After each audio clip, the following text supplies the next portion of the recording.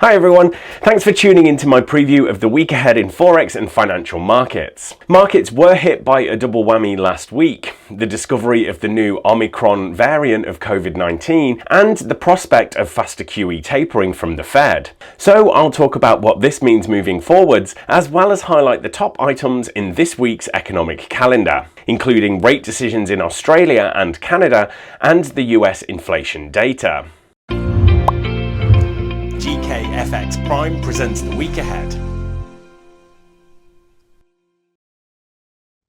We didn't know when or why, but we knew that after such a long period of calm in stock markets, we had to see volatility jump. And that's what happened last week, with the Dow Jones having a few days of multi-hundred-point moves.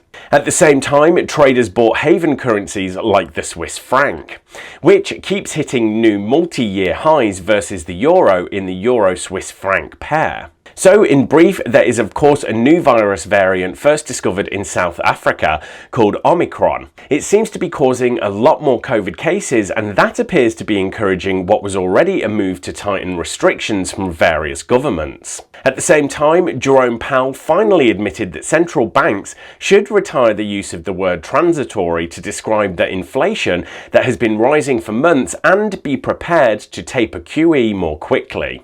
Now, if the rest of this year is anything to go by, we might already have seen the end of this correction in stock markets. Every dip of around 3 to 5% has been bought successfully in 2021.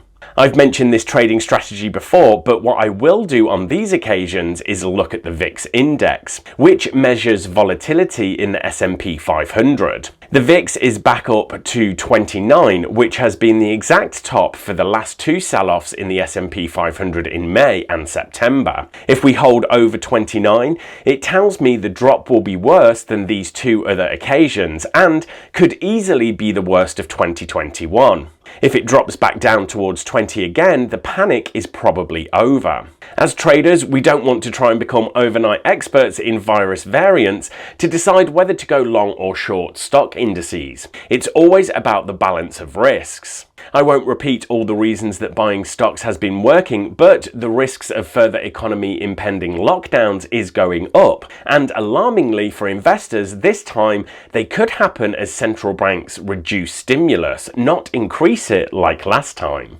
Also, please, if you like this video, please remember to give a quick thumbs up for the YouTube algorithm. Thanks very much. Okay, let's switch gears to this week's economic calendar highlights. I'll be watching the Reserve Bank of Australia and Bank of Canada meetings with interest after the rate hike in New Zealand, the other commodity currency nation. But the big theme continues to be inflation, and there are numbers out of China and the US this week. The situation with Omicron has highlighted the big problem inflation can pose to markets. What I mean is inflation might kill the so-called Fed put. Central banks can't step in to save investors from economic risk by printing more money if they need to tackle inflation by reducing the money supply.